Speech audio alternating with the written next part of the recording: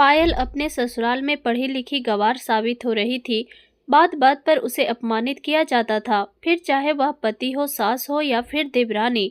घर का सारा काम करने के बाद भी सबकी आलोचना सहनी पड़ती है। एक दिन पायल का भाई कुछ आम और मिठाइयाँ लेकर आया था, तो उसकी सास सरिता ने वो सारा सामान पायल की देवरानी को देते हुए कहा। पायल ने जैसे ही अपने ससुराल के बड़े दरवाजे पर कदम रखा, उसके मन में एक अजीब सी हलचल होने लगी थी। पाँव में बंधी पायल की छनक में नए जीवन के सपने तो थे, लेकिन दिल के किसी कोने में डर भी समाया हुआ था। पायल की शादी पास के कस्बे में एक बहुत ही प्रतिष्ठित परिवार में हुई थी। उसका पति रोहन शहर में नौकरी करता था। पायल के ससुराल में सास और देवर देवरानी थे। पायल की जब विदाई हो रही थी तो उसकी माँ ने सिर्फ उससे एक ही बात कही थी, पायल बिटिया, अपनी ससुराल को अपना घर समझना, अपनी सास को माँ की तरह प्यार करना और अपने देवर देवरानी को भाई बहन की तरह मानना। पायल बिटिया, जब तू उन्हें प्यार और सम्मान देगी तो बदले में तुझे भी प्यार और सम्मान मिलेगा। पायल ने अपनी माँ की बातों को बहुत ही ध्यान से सुना था और उनसे कसम खा ली थी कि जैसा उसकी माँ ने कहा है वो बिल्कुल वैसा ही करेगी। जैसे ही पायल ने अपने ससुराल में कदम रखा तो उसकी सास सरिता ने बड़े ठाठ से कहा, पायल बहू, तू सबसे पहले अपनी रसोई देख ले, क्योंकि वहीं से हमारा घर बसता है। पायल ने सिर झुकाकर कहा, माँ जी। शादी के पहले दिन ही पायल को बहुत अच्छी तरह से समझ में आ गया था कि अब यहाँ पर सेवा और त्याग उसकी असली पहचान होगी। शादी के बाद का पहला दिन तो इसी तरह से अपने ससुराल के लोगों को समझने में गुजर गया और फिर शादी के दूसरे दिन से ही पायल ने अपनी रसोई संभाल ली। सासू माँ के लिए चाय, देवर के लिए नाश्ता और पति के लिए टिफिन।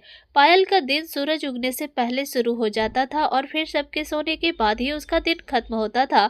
पायल का पति रोहन बहुत ही सीधा साधा था। अपनी माँ के सामने रोहन कुछ भी नहीं बोलता था। घर में कोई भी बात हो, छोटी या बड़ी, अंतिम निर्णय हमेशा सासू माँ ही लेती थी। देवर और देवरानी भी छोटी छोटी बातों में पायल से मदद ले लिया करते थे। कभी कभी पायल जब खिड़की से बाहर देखती तो उसे याद आता था शादी से पहले उसने बीएड कर रखा था। पढ़ने और पढ़ाने का उसे बहुत ही ज़्यादा शौक था। यहाँ पर किताबों को हाथ लगाना जैसे कोई बहुत बड़ा गुनाह कर देना था।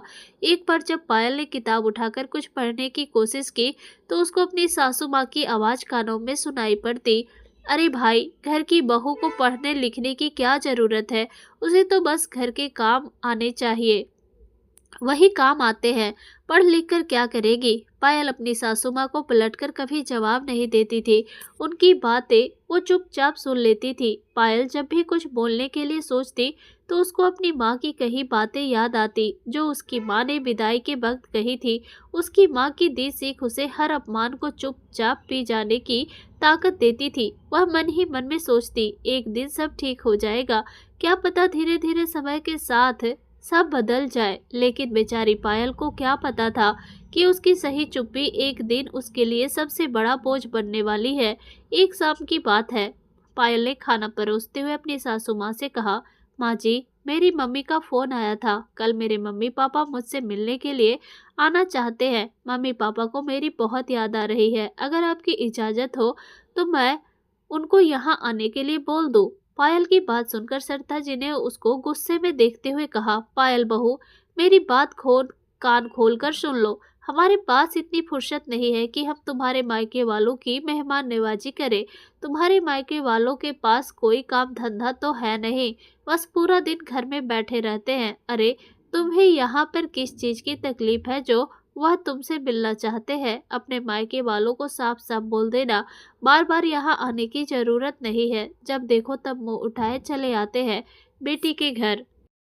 जरा सी भी शर्म नहीं है तुम्हारे माँ बाप के अंदर। अपनी सासू माँ के कड़वे शब्द सुनकर पायल की आंखों में पानी आ गया था, लेकिन उसने अपने आप को संभाल लिया और सिर झुकाकर अपनी सासू माँ की थाली में सब्जी परोसती रही। पायल ने उस समय तो अपनी सासू माँ से कुछ नहीं कहा, लेकिन उस दिन पहली बार उसके दिल में एक सवाल उठा था, क्या मैं वाकई में सिर्फ सेवा और त्याग के लिए ही बनी हूँ? मेरा अपना कोई अस्तित्व और पहचान नहीं? क्या मेरा कोई मान सम्मान नहीं? पायल को अपने ससुराल में आए हुए अभी 2 साल ही हुए थे। इन 2 सालों के अंदर पायल ने न जाने कितनी बार अपनी इच्छाओं को दबाया होगा, कितनी बार उसने अपनी बातें खुद में ही रोक ली थी। उसके लिए सबसे बड़ी खुशी बस इतनी सी थी कि घर में सब लोग उसे कोई ताना ना दे, सासू माँ खुश रहे और पति नाराज ना हो। हर रोज पायल सबसे पहले तुलसी को पानी देती, फिर दूध वाले से दूध लेती, गायों को चारा डालती। पायल की देवरानी नेहा को इस सब से कोई लेना देना नहीं था। वो आराम से देर तक सोती रहती, जिसकी वजह से घर का सारा काम पायल को अकेले करना पड़ता था। कभी कभी पायल की देवरानी उसको देखकर हंसती और कहती, भाभी आप ना माँ जी की सबसे फेवरेट बहू हो, इसलिए सारा काम आपको ही करने के लिए बोला जाता है। पायल अपनी देवरानी की बातों को बहुत अच्छी तरह से समझती थी, इसलिए वह नेहा से कुछ भी नहीं कहती थी। बस उसकी बातें सुनकर पायल मुस्कुरा देती थी। पायल के पति रोहन को उससे कोई शिकायत नहीं थी, लेकिन आज तक उसने कभी पायल से यह नहीं पूछा कि पायल तुम यहाँ पर कैसा महसूस करती हो, तुम्हें यहाँ पर अच्छा तो लगता है, तुम्हें यहाँ पर कोई परेशानी तो नहीं। रोहन हमेशा पायल को खुशी ही देखता था, इसलिए वह मन ही मन में सोचता कि पायल यहाँ पर खुश है और उसे क्या ही चाहिए। कभी कभी पायल रात को चुपचाप रोहन से कहती, रोहन मैं भी कुछ काम करना चाहती हूँ, बच्चों को पढ़ाना चाहती हूँ, तुम तो जानते हो मैंने बीएड किया है, पहले भी मैं बच्चों को पढ़ाती थी। रोहन पायल की बातों को सुनता और फिर हंसकर कहता, प्रिया क्या जरूरत है तुम्हें पढ़ाने और पढ़ाने की, आराम से अपना घर संभालो, यही बहुत है। पायल को अब सारे काम बोझ से लगने लगे थे, लेकिन एक बार उसने फिर से अपने आप को समझा लिया था कि माँ ने कहा था घर बसाना ही सबसे बड़ा धर्म है। कभी कभी पायल जब अपने मायके में फोन करती थी तो पायल के मम्मी पापा उसकी आवाज में दर्द को समझ जाते थे, लेकिन पायल अपने मुंह से उनको कुछ भी नहीं बताती थी। जब उसके मम्मी पापा उससे पूछते, पायल सब ठीक है ना, तो पायल कहती, हाँ मम्मी सब ठीक है, आप लोग मेरी बिल्कुल भी चिंता मत करो, मैं यहाँ पर ठीक हूँ। पर पायल के अलावा कोई नहीं जानता था कि यहाँ पर सब ठीक है या फिर नहीं। जब कभी कोई तीज त्योहार होता था तो पायल के मम्मी पापा उससे मिलने के लिए आते थे, लेकिन पायल की सासू माँ को वह भी नहीं पसंद था। एक बार की बात है, दिवाली पर पायल के पापा मिठाई का डब्बा लेकर आए थे तो सरिता जी ने उनको ताना मारते हुए कहा था, अब क्या हर त्योहार पर इसी तरह से आते रहेंगे, हमारी बहू को तो बस अपने मायके वालों से प्यार है, ससुराल वालों से तो कोई लेना देना ही नहीं है। पायल के पापा चुपचाप डब्बा रखकर वहां से चले गए थे। उन्होंने एक गिलास पानी तक नहीं पिया था। उस रात पायल अकेले में बहुत रोई थी। उसके पास तो कोई ऐसा भी नहीं था जिसके सामने वह दिल खोलकर अपने आंसू बहा सकती। अगर वह रोहन से इस बारे में कुछ कहती तो रोहन कहता, पायल तुम्हारे पापा को भी तो थोड़ी सी समझ होनी चाहिए, जब देखो तब चले आते हैं यहाँ बेटी के ससुराल में। धीरे धीरे करके अब इसी तरह से दिन गुजर रहे थे और पायल की आंखों से हर रात आंसू बह रहे थे। अब पायल की चुप्पी उसको अंदर ही अंदर खाई जा रही थी। धीरे धीरे करके पायल के भीतर का हौसला अब कहीं खोता जा रहा था। अब उसको ऐसा लगने लगा था कि उसने अपने सपनों का गला खुद ही घोट दिया है।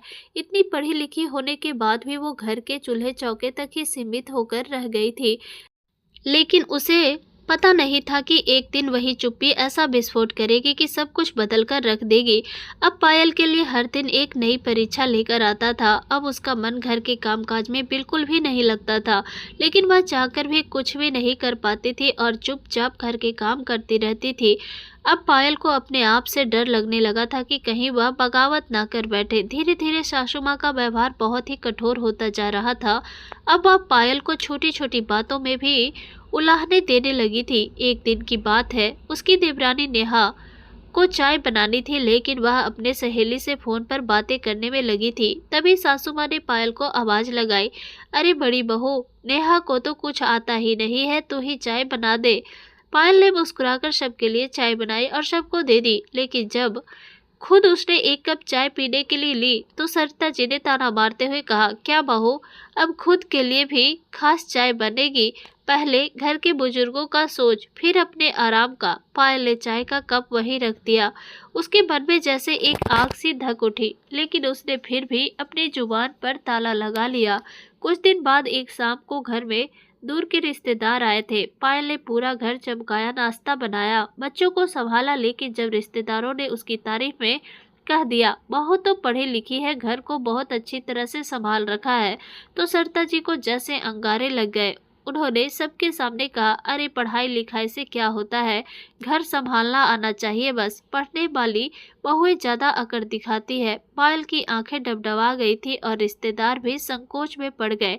रोहन ने भी कोई बात नहीं संभाली और उसने नजरें फेर ली। रिश्तेदारों के जाते ही सरिता जी ने फिर सुनाया, क्या जरूरत थी पढ़ने की, बात बनाने की, जितना पढ़ा है उतना काफी है क्या, अब चुपचाप घर संभाल। उस रात पायल देर तक छत पर खड़ी रही। उसे याद आया कॉलेज में उसे कितने अच्छे नंबर मिले थे। उसकी टीचर ने उसे स्कूल में जॉब दिलवाना चाहते थे, लेकिन शादी के बाद सब कुछ बदल गया और पायल ने पहली बार मन ही मन खुद से कहा, अगर अब भी मैं चुप रही तो यह अपमान रोज की आदत बन जाएगा। पर अभी भी वह कोई बड़ा कदम उठा नहीं पाई थी। उसके भीतर की हिम्मत जैसे किसी ने बांध रखी थी। पायल को समझ आ रहा था, यह घर, यह रिश्ते, यह सम्मान, सब कुछ उसे अपनी आवाज गवाकर ही मिलेगा। लेकिन कितने दिन? पायल के सहने की भी एक सीमा थी, मगर यह सीमा कब टूटेगी वह खुद पायल को भी नहीं पता था। अब की बार अपमान इतना बड़ा होगा कि उसकी चुप्पी खुद चीख बन जाएगी। गर्मी की छुट्टियों में उसका छोटा भाई राहुल उससे मिलने के लिए आया था। पायल के मम्मी पापा ने कुछ ताजा आम और घर के बने पापड़ पायल के लिए भेजे थे। राहुल ने जाते जाते भीतर से अपनी बहन पायल से कहा, दीदी कभी कभी घर आ जाया करो, मम्मी आपको बहुत याद करती है। पायल अपने भाई की बात सुनकर मुस्कुरा दी, सब ठीक हो जाएगा भैया, तू चिंता मत कर। राहुल के जाते ही सरिता जी ने वह टोकरी खोलकर देखी। हाय राम, यह भी कोई तोहफा है, आम और पापड़। अपनी बहू को राजकुमारी बनाकर रखेंगे क्या? उन्होंने उसी वक्त नेहा को बुलाया, ले सब आप तू ही खा लेना, बहू को बस अपने मायके की चीजें प्यारी है। पायल ने धीरे से कहा, माँ जी, माँ ने मेरे लिए भेजे थे, बस 2-4 ही रख लूं। सरिता जी जैसे बरस पड़ी, तेरे मायके वाले तो जैसे तुझे जो दहेज में नहीं दे पाए अब हर बार उपहार भेजकर अपनी हैसियत दिखाएंगे। हमारे घर में अब कोई चीज अलग से नहीं रखी जाएगी, समझी? पायल के लिए यह चोट नई नहीं थी, बस इस बार बात थोड़ी ज्यादा बढ़ गई। नेहा ने आम काटकर रिश्तेदारों के बच्चों में बांट दिए।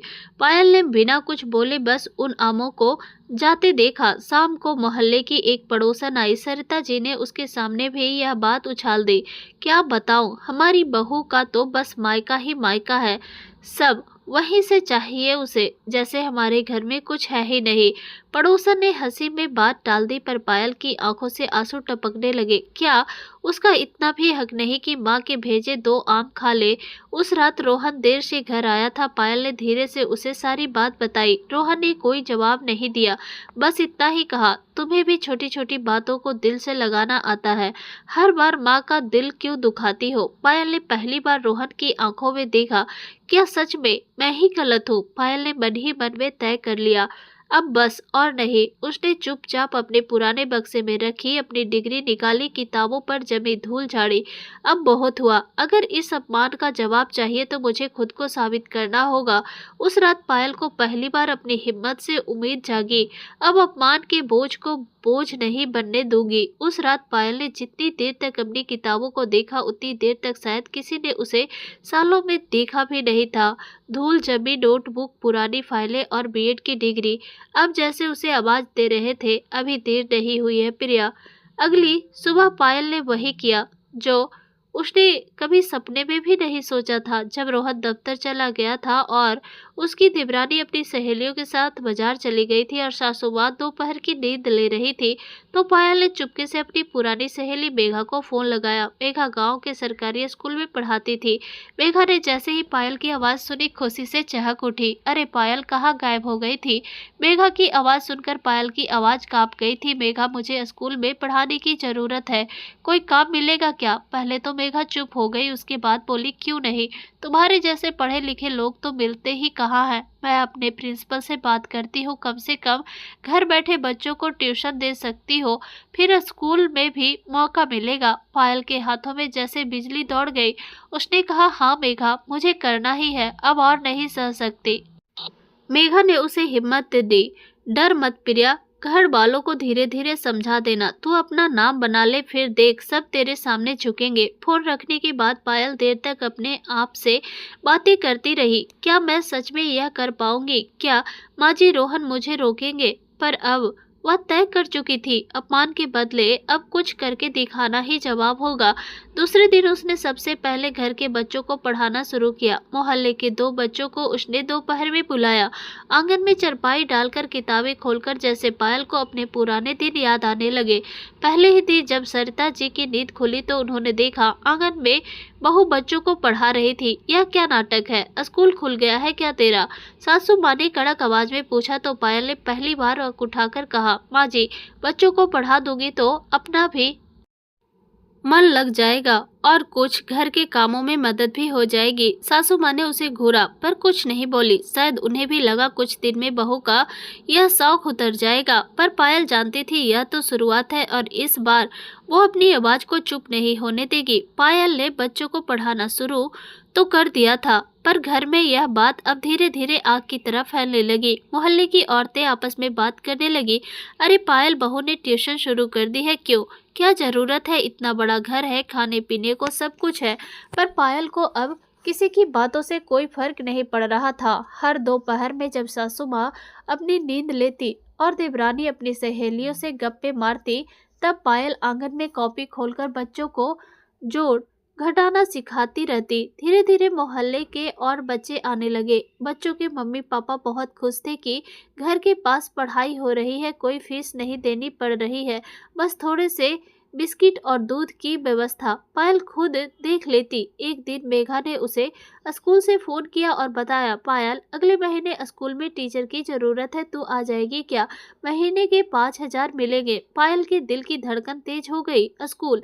लेकिन माँ जी और रोहन क्या कहेंगे? मेघा बोली, कुछ कहेंगे तो कह देना, अपमान सुनना ही है तो कम से कम अपनी कमाई से सुन, फिर देख धीरे धीरे सबकी बोलती बंद हो जाएगी। पायल ने उस रात रोहन से हिम्मत करके बात की, सुनिए जी, मेघा के स्कूल में नौकरी मिल रही है, थोड़ी देर पढ़ा दूंगी तो घर में भी कुछ मदद होगी। रोहन ने अखबार से नजरें हटाए बिना कहा, प्रिया यह सब क्या नया शौक पाल लिया है? घर में इतना काम पड़ा है और माँ को कौन देखेगा? तुम्हें तो पता है माँ की तबीयत ठीक नहीं रहती, स्कूल जाने लगेगी तो सब कौन करेगा? पायल ने पहली बार तर्क दिया, घर के काम नेहा भी तो कर सकती है, मैं कुछ काम कर लूं तो बुरा क्या है? रोहन को बहुत ज्यादा गुस्सा आ गया था। उसने पायल से कहा, देखो माँ नाराज होगी तो मुझे मत कहना। पायल जानती थी यह रोहन की हाँ नहीं थी, पर साफ साफ ना भी नहीं थी। उसने तय कर लिया, एक बार स्कूल ज्वाइन कर लिया तो सब धीरे धीरे समझ जाएंगे। अगले दिन मेघा के साथ पायल स्कूल पहुंची। पुरानी क्लासरूम, स्कूल की घंटी, बच्चों की शरारत, सब देखकर उसके भीतर का आत्मविश्वास जैसे लौट आया। मेघा ने उसका हाथ पकड़कर कहा, देख पायल, अब तेरी चिंगारी जल चुकी है, उसे पूछने मत देना। पायल ने मन में अपनी माँ को याद किया, माँ मैंने सुना नहीं, पर अब मैं खुद को खोने भी नहीं दूंगी। पायल ने स्कूल में पढ़ाना शुरू कर दिया था। पहले दिन जब वह क्लास में खड़ी हुई तो बच्चों की आंखों में उसे वही उम्मीद दिख रही थी जो कभी उसने अपने गुरु की आंखों में देखी थी। कक्षा में छोटे छोटे बच्चे उसकी बात ध्यान से सुनते और सवाल पूछते। पायल को लगने लगा जैसे उसे फिर से जीने का मौका मिल गया है। स्कूल से लौटने के बाद पायल जल्दी जल्दी घर का सारा काम भी कर देती ताकि किसी को शिकायत का मौका न मिले, लेकिन फिर भी सरिता जी को यह सब रास नहीं आ रहा था। एक शाम जब मोहल्ले की 2 औरतें घर आई तो सासू माँ ने बातों बातों में ताना मार ही दिया, अब तो हमारी बहू को बड़ा शौक चढ़ गया है बाहर जाने का, घर में काम की फिक्र किसे है, बस दुनिया को दिखाना है कि बहू नौकरी करती है। पायल ने सब सुन लिया, पर इस बार उसने जवाब भी दिया, माँ जी मैं सारा काम भी तो करती हूँ, फिर आप क्यों इतना बुरा मानती हैं? जो कर रही हूँ सबके लिए ही तो कर रही हूँ। सरिता जी ने गुस्से में कहा, तू ज्यादा मत बोल, हमने देखा है नौकरी करने वाली औरतें घर बर्बाद कर देती है। पायल ने गहरी सांस ली। अब वह डरने वाली नहीं थी। उसने धीरे से कहा, माँ जी, घर तभी बर्बाद होता है जब उसमें औरत की इज्जत खत्म हो जाए। मैं सिर्फ अपनी इज्जत बचा रही हूँ ताकि कल को आप भी गर्व कर सको कि आपकी बहू कुछ कर सकती है। पायल की देवरानी नेहा को यह सब देखकर बड़ा मजा आ रहा था। वह बाद में पायल से बोली, भाभी, अब तो आप सच में बदल गई। पहले तो आप कुछ बोलती भी नहीं थी।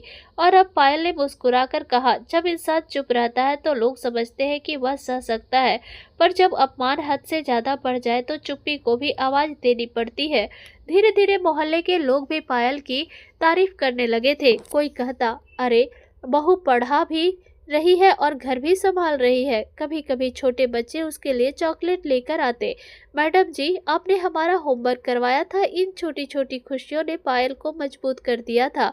अब उसे किसी की बातें काटे जैसे नहीं चुभती थी, क्योंकि वह जान गई थी कि सम्मान खुद कमाना पड़ता है, मांगने से नहीं मिलता। पायल की दुनिया बदलने लगी थी। घर वही था, लोग वही थे, पर पायल वह नहीं थी। उसने स्कूल के अलावा मोहल्ले में बच्चों की कोचिंग भी शुरू कर दी थी। पहले तो यह सब निशुल्क था, लेकिन धीरे धीरे बच्चों के माता पिता खुद कहने लगे, बहू जी, फीस ले लिया करो, आप इतना अच्छा पढ़ाती हो। पायल ने पहली बार अपनी मेहनत की कमाई अपने हाथ में पकड़ी। बस कुछ रुपये ही सही, पर यह उसके लिए किसी खजाने से कम नहीं थे। उसे याद आया कैसे सालों तक उसने मायके से आए छोटे छोटे उपहार भी दूसरों में बंटते देखे थे। आज पहली बार उसके पास अपना कुछ था, अपनी मेहनत का, अपनी इज्जत का। धीरे धीरे पायल के नाम की कोचिंग मशहूर होने लगी। गांव की महिलाएं अब पायल से बात करने आती थी। बहू जी, हमारी बेटी भी पढ़ा दोगी क्या? पायल ने अपने आंगन को ही छोटा सा क्लासरूम बना लिया था। बच्चों के लिए छोटी छोटी कुर्सियां लगा दी। काले बोर्ड और किताबों की आवाज से वह आंगन अब पायल की पहचान बन गया था। सासू माँ को यह सब अभी भी खटकता था, पर अब वो कुछ कह नहीं पाती थी। वजह थी, अब मोहल्ले में पायल की इज्जत थी। जो औरतें पहले पायल को दबा कर देखती थी, वही अब उसकी सासू माँ से कहने लगी थी, सरिता बहन, आप कितनी किस्मत वाली हो, बहू ने कितना नाम कमा लिया। एक दिन उसकी देवरानी नेहा भी धीरे से बोली, भाभी, आप मुझे भी इंग्लिश सिखा दोगी? मुझे भी कुछ करना है। पायल ने उसे अपने पास बिठा लिया। क्यों नहीं नेहा, सीखना कभी बंद नहीं करना चाहिए। शाम को रोहन घर लौटा तो पायल ने पहली बार अपनी कमाई के कुछ रुपए उसके हाथ में रखे। रोहन ने अचरज से पूछा, यह क्या? पायल ने मुस्कुराकर कहा, मेरी पहली कमाई है, हमारी बेटी की किताबों के लिए रख लीजिए। रोहन की आंखों में कुछ पिघल गया। उसे पहली बार एहसास हुआ कि पायल सिर्फ एक बहू नहीं, एक मजबूत इंसान भी है। पायल जान गई थी, उसका अपमान अब उसकी पहचान नहीं, अब उसकी मेहनत उसकी पहचान बनेगी, उसकी उड़ान कोई रोक नहीं सकेगा। पायल के आंगन में अब रोज बच्चों की आवाज गूंजने लगी थी। पढ़ाई का शोर, सवाल जवाब, स्लेटों पर लिखने की खड़खड़। इस घर में जहां पायल कभी अपनी आवाज तक खो बैठी थी, एक दिन स्कूल के प्रिंसिपल ने उसे बुलाकर कहा, पायल जी, आप जैसे लोग हमारे स्कूल की शान हैं। हम चाहते हैं कि आप बच्चों की खास क्लासेज लें। आपके लिए पक्का नियुक्ति पत्र भी बन जाएगा। पायल के हाथ में पहला ऑफिशियल नियुक्ति पत्र था। सरकारी स्कूल में उसका नाम अब सबकी लिस्ट में दर्ज था। उस दिन घर लौटकर उसने सबसे पहले अपनी माँ को फोन किया, माँ, अब तेरी बेटी भी मास्टरनी बन गई। माँ की आंखों से खुशी के आंसू बह निकले। भगवान तुझे और ऊंचा करे बिटिया।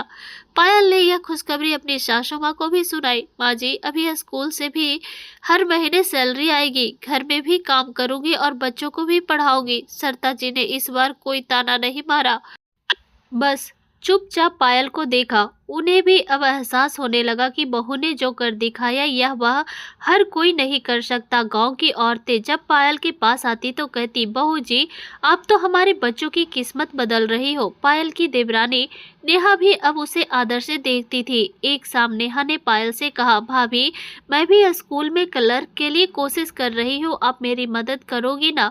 पायल ने नेहा का हाथ पकड़कर कहा, नेहा, अब कोई और बहू इस घर में अपनी आवाज ना खोए, यही मेरी जीत है। रोहन भी अब बदल गया था। जब मोहल्ले के लोग उसके बारे में तारीफ करते तो वह गर्व से कहता, यह सब मेरी पायल की मेहनत है। सरिता जी भी एक दिन मोहल्ले में बैठी थी, तभी कोई पूछ बैठा, सरिता बहन आपकी बहू तो अब गांव की शान बन गई है। सरिता जी ने सिर ऊंचा करके कहा, हमारी बहू अब हमारे घर का सम्मान है। पायल ने अपने भीतर के घाव को खुद ही सिल दिया था। अपमान अब सम्मान में बदल चुका था। गांव में अब पायल का नाम हर किसी की जुबान पर था। उसके आंगन में बैठने वाली बच्चियां सपना देखने लगी थी। कोई टीचर बनना चाहती थी तो कोई नर्स, तो कोई पुलिस में भर्ती होना चाहती थी। पायल ने अपनी छोटी सी कोचिंग को ही उन सब का सपना बना दिया था। अब घर के हर कोने में पायल का सम्मान बजता था। एक दिन स्कूल में वार्षिक उत्सव रखा गया। गांव के प्रधान ने पायल को मंच पर बुलाया और सबके सामने कहा, इस गांव की बिटिया को नई राह देने वाली हमारी पायल को, बहू को हम सब मिलकर सम्मानित करते हैं। उसके हाथ में जब सम्मान पत्र आया तो उसे लगा, माँ की वह सीख अपमान सहना सीखो आज एक नए अर्थ में बदल गई थी। अब अपमान को खुद सम्मान में बदलो। जब पायल घर लौटी तो उसकी सासू माँ ने पहली बार अपने हाथों से उसे मिठाई खिलाई। बहू, तूने दिखा दिया कि औरत कमजोर नहीं होती, बस उसे मौका चाहिए होता है। पायल की आंखों में वह सारा दर्द घुल गया। रोहन ने जब अपनी बेटी को गोद में उठाया और कहा, हमारी बेटी भी अपनी माँ जैसे ही मजबूत बनेगी। पायल ने अपनी बेटी को गले लगाकर कहा, हाँ, मेरी गुड़िया भी कभी किसी का अपमान सहना नहीं सीखेगी, वो अपने हक के लिए खड़ी होगी। गांव की औरतों ने पायल से कहा, बहू जी, हमें भी अपने पैरों पर खड़ा होना है, आप हमें भी कुछ सिखाओ ना। पायल ने अपने आंगन में ही महिलाओं के लिए एक छोटा सा साक्षरता केंद्र खोल दिया। अब वह सिर्फ मास्टरनी ही नहीं, गांव की असली उम्मीद बन गई थी। पायल ने अपमान को बोझ नहीं बनने दिया, उसने अपनी ताकत बना लिया। उसने दिखा दिया कि औरत अगर ठान ले तो दुनिया की कोई ताकत उसे रोक नहीं सकती। पायल की कहानी हर उस औरत के लिए है जो अपमान को चुपचाप सहती है और एक दिन अपनी चुप्पी को ही अपनी आवाज बना लेती है। नारी, तू नमन योग्य है, अपमान को सम्मान में बदलना तेरा ही हुनर है। तो दोस्तों, अगर आपको हमारी कहानी पसंद आई तो कमेंट करके जरूर बताएं और वीडियो को लाइक करके ज़्यादा से ज़्यादा शेयर करें। चैनल पर नए हैं तो सब्सक्राइब करें और हाँ, नोटिफिकेशन बेल को जरूर दबाएं ताकि अगली अपडेट सबसे पहले आपको मिले। धन्यवाद।